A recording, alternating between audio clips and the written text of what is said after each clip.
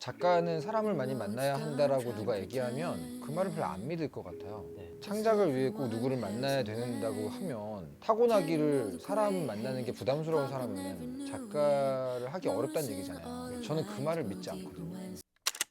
모셔야지 되게 얘기만 하다가 만나야지 했죠. 너무 모시고 싶었던 이종범 작가님을 모셔왔습니다. 네, 안녕하십니까. 우동이즘에 나오는 날이 오다니요. 즐겨보는 채널이기 때문에 아, 네네. 저도 언제 한번 만나나 그 생각을 했는데 이렇게 직접 제 작업실로 찾아와 주신 덕분에 제가 네. 귀한 기회를 갖게 됐습니다. 네, 시간 내주셔서 감사드리고요. 네. 처음에는 굉장히 경계하긴 했어요. 내가 모르는 부분에 대해서도 왠지 막 아는 척을 해야 될 것 같은 압박을 주는 직업이잖아요. 네. 당연히 모든 작가님들이 뭔가 강단에 서면 느끼는 부담감을 저도 처음에 가졌어요. 내가 가르칠 수 있는 게 있을까? 근데 1년, 2년 교수 생활을 하면서 가장 확실히 느낀 건 제가 혼자서 공부하고 연구했던 것들을 책꽂이에 정리하는 경험이구나, 이것이. 그러니까 제가 초등학교, 중학교 때부터 공부를 되게 열심히 잘했거든요. 근데 그때 어떻게 했었냐면 성적이 좋으니까 애들이 물어봐요. 그럼 수업 시간에 들은 걸 애들한테 설명하면서 제 성적이 더 오르더라고요. 그 경험을 해서 대충 알고는 있었어요. 작법서에서 보던 걸 제 만화에 적용시켜보는 것만으로는 부족하더라고요. 천천히 늘었어요. 근데 웹툰스쿨이나 청강대학교에서 설명을 해주면서 동시에 방 안에 어지럽게 널브러져 있는 책들을 기억 니은 순으로 꽂는다라는 느낌을 많이 받았고 그 뒤에 연재했더니 확실히 제가 늘어있더라고요. 그래서 저는 사실은 나쁘게 얘기하면 이기심의 발로다. 나를 위해 가르쳤다. 네네. 그런 느낌이 좀 있어요. 저도 비슷한 결의 채널을 운영을 하고 있잖아요. 그렇죠. 저는 이 채널이 제 어떤 열등감의 결과물이거든요. 아, 진짜요? 네. 왜냐하면 너무 스스로 재능이 없는 걸 알고 있어서 너무 해도 안 되는 거죠. 그림도 네. 안 되고 스토리도 안 되고 공부하는 겸 자기 개발 삼아서 채널을 시작을 해서 이렇게 성장을 하고 있는 거거든요. 만화 주인공인데요? 도망을 갈 거면 앞으로 가라 아니에요. 와, 대단하다. 근데 확실히 보면 네. 되게 체계적으로 공부와 연구를 오래 하신 분이라는 게 느껴지는 채널이기 때문에 우동이즘이 분명히 보는 분들은 도움 많이 받으실 것 같아요. 제가 제일 많이 배우고 있습니다. 제 채널을 통해서. 그렇죠. 저희는 비슷할 것 같아요, 아마도. 예. 웹툰 작가이긴 하지만 다양한 일들을 많이 하고 계신단 말이죠. 어쩌다 보니까요. 웹툰에 관심이 없는 사람들도 연예인을 알듯이 작가님을 많이 알고 계실 것 같은데 아, 네네네. 네. 네. 다양한 일을 할 때 있어서 작가로서 느끼는 어떤 장단점이 있을까요? 일단 침착맨 주호민 같은 그런 식으로 알려져 있는 건 아니잖아요. 그 정도는 당연히 아니잖아요. 그래서 이 웹툰과 무관한 곳에서도 저를 알고 있다라고 얘기하면 되게 멋쩍어지긴 하거든요. 네. 그 정도는 아닌 것 같은데. 하지만 분명히 보통 연재하시는 웹툰 작가님들에 비해서는 잡다하게 많은 걸 하고 있는 건 맞는 것 같아요. 예를 들면 가르친다거나 음악을 한다거나 유튜브를 하고 게임을 하고 방송을 하고. 휘파람 앨범 내시고 막 잠깐 클럽하우스 그거를 가지고 또 책으로 내시고 네. 에너지가 진짜 대단하다고 항상 느끼고 있거든요. 근데 이거 언제나 얘기하지만 제가 하는 딴짓들은요 하나같이 돌려막기인데요. 네. 연재만 하고 있을 때 제가 스스로 되게 마모되는 걸 많이 느끼는데 모든 작가님들이 그러시잖아요. 네. 첫 번째로 마모되는 것은 뭔가를 쏟아내고 있는데 인풋이 없구나, 내가 즐기거나 입력하는 게 없구나라는 느낌으로 마모되는 게 있고, 두 번째로는 그냥 순수히 작업에서 오는 그 스트레스를 배출할 만한 하수구가 없구나라는 두 가지 느낌이 있었는데 네. 그래서 처음에 시작은 만화를 하다가 이 스트레스를 풀기 위해서 다른 일을 했는데 그 다른 일을 하다 보니까 돈이 벌린 것 뿐이에요. 근데 그 다른 일을 하다 스트레스 풀려서 또 제3의 다른 일을 했더니 그쪽에서 돈이 벌린 거거든요. 저는 그래서 약간 카드 돌려막기처럼 스트레스 돌려막기를 해온 지가 벌써 한 20년이 돼요. 20년 동안 계속 돌려막았더니 각각의 분야에서 조금씩 수입이 생기는 것 같아요. 작가님 에세이에서 말했던 그런 내용과 비슷한 거군요. 그렇죠. 계속 여기로 도망갔다가 하면서 네. 내 길을 만들어가는. 그래서 열등감의 발로로 도망친 게 우동이즘 채널이신 것처럼 네. 저도 도망을 그 앞쪽으로 간 거죠. 그랬더니 결과적으로 그냥 사이드 잡이나 부업처럼 돼버린 경우가 많은 거고요. 그래서 많은 분들은 오해를 하세요. 에너지가 많다. 근데 저는 도망을 자주 가는 것뿐이고 도망을 전문적으로 가는 도피계의 권위자인 거죠. 네. 도망에 되게 재능이 있으신 거고, 그렇죠? 그렇죠. 지금 갖고 있는 몇 안 되는 재능이에요. 제가 도망간 곳에서 하는 게 부담이 됐을 때는 또 도망가잖아요. 네. 도망간 곳에서 재미있으면 계속 하는 거고, 지금 하고 있는 딴짓들은 도망갔더니 재미있고 나름 좀 잘하네 싶은 것만 남은 거예요. 예를 들어서 제가 되게 누구를 웃겨줄 수 있는 재능이 있었다면 그런 재미있는 채널을 만들거나 웃기는 쪽에 뭔가를 하지 않았을까. 근데 저는 아시겠지만 말은 잘해도 노잼이거든요. 그러다 보니까 그쪽도 못하는 거죠. 그렇게 잘하고 못하는 게 점점 더 구분되는 시기인 것 같아요. 저도 10년 전에는 분명히 웹툰이었어요. 만화 작업을 통해서 뭔가를 증명하고 성취하고 싶다는 생각이 굉장히 강했어요. 근데 최근 10년 사이에는 이야기를 담는 영역이라면 큰 상관없다는 느낌으로 옮겨온 게 있어요. 네. 예를 들면 저는 웹소설을 굉장히 많이 보거든요. 네. 그러다 보면 웹소설이 가진 어마어마한 강점들을 느끼게 된단 말이죠. 그런데도 이야기를 만드는 원칙들은 그대로 있잖아요. 네. 근데 그 원칙을 조금 엿봤던 사람이기 때문에 이곳에서 이 글에서 담을 수 있는 멋진 요리를 또 하고 싶다는 생각이 들 때가 있어요. 그러다가 술자리에서 영화 감독님들 을 만나면 영화 현장에서 창작하는 얘기를 듣게 되죠. 그럼 그것도 마찬가지로 또 굉장히 욕심이 나고, 차이가 있다면 웹툰 웹소설은 악기를 연주하는 거라면 영화 감독은 오케스트라를 연주하는 느낌이랑 비슷하다 정도의 차이가 있겠죠. 네. 하지만 여전히 계속 똑같은 건 이야기를 담는다는 개념이잖아요. 그래서 당연히 가장 두각을 나타내고 싶은 영역은 스토리텔링입니다. 근데 도구가 바뀌어도 재밌는 걸 만들 수 있으면 좋겠어요. 예를 들어서 나에게 어떤 영상 매체를 연출할 수 있는 기회가 온다면 네네. 저한테도 그런 기회가 몇 번 오긴 했었거든요. 네. 단순하게 얘기해서 저는 자존감이 그렇게 높은 사람이 아니라서 말씀하셨듯이 오케스트라를 연주할 수 있는 사람은 아니라고 판단을 해서 항상 그런 일은 거부를 했거든요. 네네. 그래서 웹툰이나 웹소설은 내 일에 나만 책임지면 되는 건데 영화나 투자금이 많이 쏟는 콘텐츠는 내가 저거를 감당할 자신이 있을까 항상 이런 두려움이 있었단 말이죠. 그렇죠, 그렇죠, 그렇죠. 작가님은 그래도 다양한 분야에서 콘텐츠들을 많이 해보셨을 테니까 그런 기회에 대한 두려움 같은 건 없으신가요? 영화 현장, 촬영 현장에 처음 갔을 때 감독들의 공통된 정서가 뭔지 물어봤더니 네. 두렵다래요. 막연하다. 천만 영화를 찍은 분도 마찬가지라고 하더라고요. 그러다 거장들도 그런데 제가 뭐 당연히 겁나고 쫄리죠. 근데 이제 그 만화가 생활을 하면서 제일 많이 했던 말 중에 하나가 웹툰 작가가 되는데 어떤 재능이 필요하냐라고 물어보면 네. 갖고 있는 재능을 써서 웹툰 작가를 하는 거다라고 답을 돌려주거든요. 네. 근데 어떤 감독님이 똑같은 얘기를 했어요, 저한테. 사람 만나는 게 강점인 감독은 그 재능을 이용해서 현장을 지휘하지만 사람 만나는 건 젬병이고, 다른 쪽에 재능이 있는 사람들은 스태프들하고 말을 그렇게 안 하지만 그 재능으로 현장을 지휘한대요. 너무 당연한 진리구나, 이게 다 똑같구나라는 생각을 해서 네. 두렵긴 하지만 기회가 온다면 해보고 싶어요. 기회가 올까요 근데? 모르겠는데.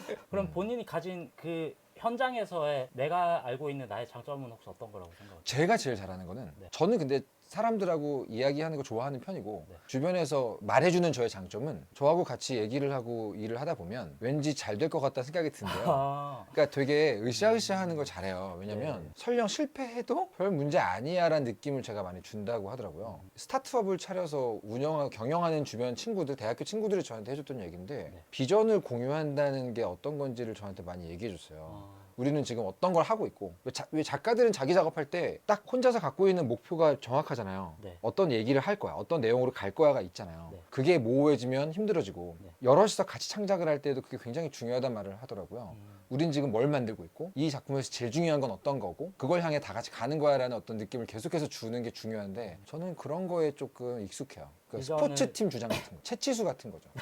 그래서 고등학교 때 별명이 채치수였는데, 채치수 같은 성향이 저에게 있어요. 공통된 목표를 스토리텔링 하는 것도 잘 하시는군요. 아직 못 해봐서 해보고 싶은데 왠지 재밌을 것 같다는 느낌이 드는 거죠. 내가 갖고 있는 이야기의 쾌락 지점들, 이미 결정되어 있는 엔딩, 그걸 향해서 이 길로 갈 건데, 그 과정에서 우리 모두가 각자 자기 무게를 들고 와 줘야 돼 같은 얘기를 하는 상황을 원하는 것 같아요. 근데 너무 영화 감독을 하고 싶다고 얘기하는 것 같지만 그냥 마음속에 있는 네네네. 생각이에요. 마음속에. 막상 또 들어오면 또 고민을 하시겠죠. 그럼요, 그럼요. 예. 작가들은 사실 인싸이기 힘든 사람들이잖아요.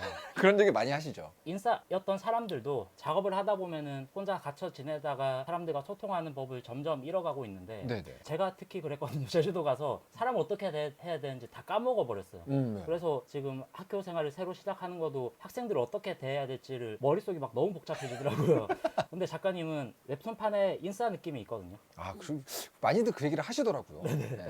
두루두루 잘 지내시는 것 같으니까. 작가는 사람을 많이 만나야 한다라고 누가 얘기하면 그 말을 별로 안 믿을 것 같아요. 네. 창작을 위해 꼭 누구를 만나야 된다고 하면, 타고나기를 사람을 만나는 게 부담스러운 사람은 작가를 하기 어렵다는 얘기잖아요. 네. 저는 그 말을 믿지 않거든요. 네. 예를 들면 사람 만나는 건 부담스럽고 싫지만 그 덕분에 사람에 대해서 진득하니 관찰을 할 수 있는 사람도 있잖아요. 네. 그런 분들은 그런 작품을 쓰시거든요. 하지만 사람 사이에 뛰어들어가서 녹아드는 것에 즐거움을 느끼는 분들은 거기서 오는 어떤 연결감을 가지고 작품을 쓰시겠죠. 그래서 저는 지망생 분들이 사람 만나는 거에 부담을 많이 안 느꼈으면 좋겠어요. 내가 만나고 싶어지면 만나고, 아니면 안 만나는 게 정답이 아닌가. 네. 물론 너무 안 만나면 뭐 문제가 있겠죠. 근데 네. 뭐나 너무 만나도 문제예요. 근데 그거는 네네. 뭐든 극단적인 문제가 되긴 하니까. 전 개인적으로 이 질문에서 약간 곁다리지만 네. 인싸 아싸의 구분에 대해 근본적인 의심을 갖고 있어요. 예를 들면 에너지량이 그냥 많을 뿐인 사람을 인싸라 부르기도 하지만 사람을 좋아하는 사람을 인싸라 부르기도 하고 네네. 되게 다르거든요. 사람마다 정의가. 네. 근데 제 기준에서 인싸는 그냥 눈치가 좋은 사람들인 것 같아요. 눈치가 좋아서 딱히 누구한테 거스르지 않고 네. 분위기 맞추는 사람들을 인싸라 부르고 네. 약간 눈치가 없는 사람들은 아싸라 불리는 경향이 있는 것 같다고 저는 네, 네, 판단하고 있어요. 네. 근데 그게 작가에게 중요한가 싶은 생각을 많이 합니다.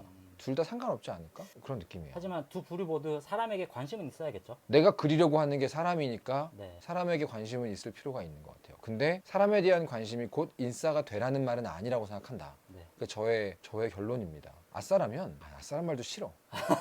사람을 만나는 게 두렵다면 네. 구경하시는 것도 괜찮다고 생각하고요. 근데 전 여기서 꼭 얘기하고 싶은 게 뭐냐면 네. 작가님들이 지망생 생활을 오래 하다 보면 모임 기피하게 되고 사람 만나는 거 두려워하게 되잖아요. 네. 그래서 스스로를 아싸라고 생각한단 말이죠. 네. 사람 만나는 것에 부담을 느끼는 사람들의 공통점은 사람으로부터 거절당하는 경험이 쌓여본 사람이거든요. 네. 그러다 보니까 자기 작품을 좋아해주는, 즉 거절을 안 당해본 쪽 사람만 만난단 말이죠. 그래서 저는 약간 속으로 누구 만날 때 긴장이 좀 되잖아요. 그러면 속으로 이거 말해도 되나?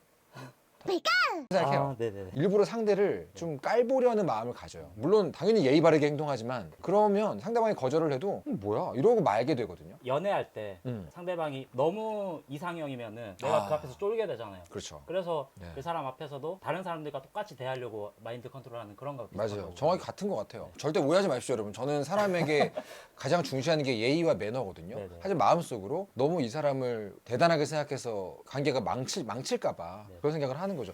거절당하는 경험을 하면 당연히 사람 만나는 게 힘들어지는 것 같아요. 그래서 거절 안 해줄 사람들부터 만나는 게 좋지 않을까 그런 생각도 하고요. 말씀 안에서 그런 거도 발견을 했는데 왜 누군가를 너무 대단하게 생각해서 그 사람 앞에서 내가 숙이는 거는 어떻게 보면은 부족해 보이는 사람 앞에서 내가 또 너무 막 의기양양 할 수 있는 위험성도 가지고 있다라고 생각을 하기도 하거든요. 그렇죠. 어느 정도 사람이 되게 자신감이 생긴 뒤에는 네. 그러니까 내가 나를 좀 괜찮게 생각하고 난 다음에는 네. 모든 사람을 대단하다고 생각하는 게 오히려 도움되기도 한 것 같아요.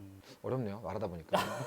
아무튼 결론은 작가 생활을 하는 데 있어서 인싸, 아싸 구분, 사람을 만나는 것에 대해 두려움이 있다 같은 건 그렇게 문제 안 된다고 생각합니다. 사람 자체에 관심이 있으면 되는데 제일 제가 걱정하는 건 사람이 두려워서 관심조차 사라질 때를 제일 경계해요. 그런 작가님들의 작품을 실제로 본 적이 많이 있고 그런 작가님들이 저한테 고민을 상담한 적이 있어요. 네. 그 글이나 만화를 보면 거기 나와 있는 인간들은 전부 다 납작하거든요.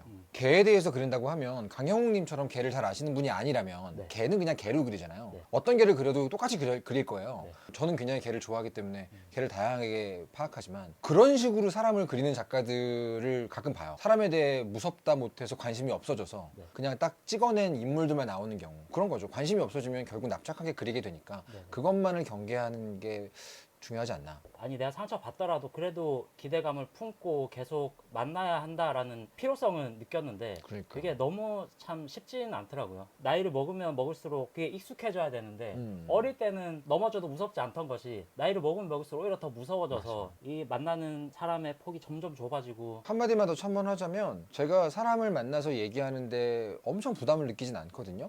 근데 그게 저의 작업에 도움되는 거라고는 취재를 할 때 취재원을 만날 때밖에 없어요. 딱히 담당자분하고 얘기할 때나 그 외에 대단한 도움을 준다고 생각하지는 않는데 마찬가지로 마음을 털어놓을 수 있는 친구 한두 명만 있고 아무 사회생활도 하지 않는 거장들도 많잖아요. 네. 그러니까 저는 그냥 자기가 편하게 할 수 있는 걸 써서 작업을 하면 되지 않을까 네. 그런 생각합니다. 자기가 가진 캐릭터를 그대로 인정하고 자기 스스로를 사랑하고 이렇게 나아가라는 말씀으로 받아들여도 되겠네요. 제가 지도교수였을 때 저의 옛 제자 지금 현 동료들과 가장 많이 했던 대화가 그거예요. 원고에 대한 얘기 거의 안 하고 네. 나머지는 알아서 하거든요. 그러면 지금 되게 기분이 좋은 게 엄청 많이 뽑아 먹을 수 있겠다는 생각이 드는 아 게 여러 개의 클립으로 만드십시오. 아, 네네. 몇 주 그냥 꽁으로 뽑을 수 있겠다. 좋죠 좋죠. 네. 우려 먹으십시오. 진짜로 끝까지 발전해서 인공지능이 그냥 자기의 의도를 가지고 테마를 가지고 작품을 하게 될 때가 오게 된다면 그때는 그걸 인공지능이라고 부르지 않고 작가님이라고 불러야 되잖아요. 그쯤 되면은 웹툰뿐만 아니라 모든 산업이 네. 바뀔 테니까. 네, 그러면 저는 그걸 또 다른 종류의 창작자로 인정해야 될 거고 그 단계가 오기 전까지는 결국은 크게 변하는 건 없을 것 같아요.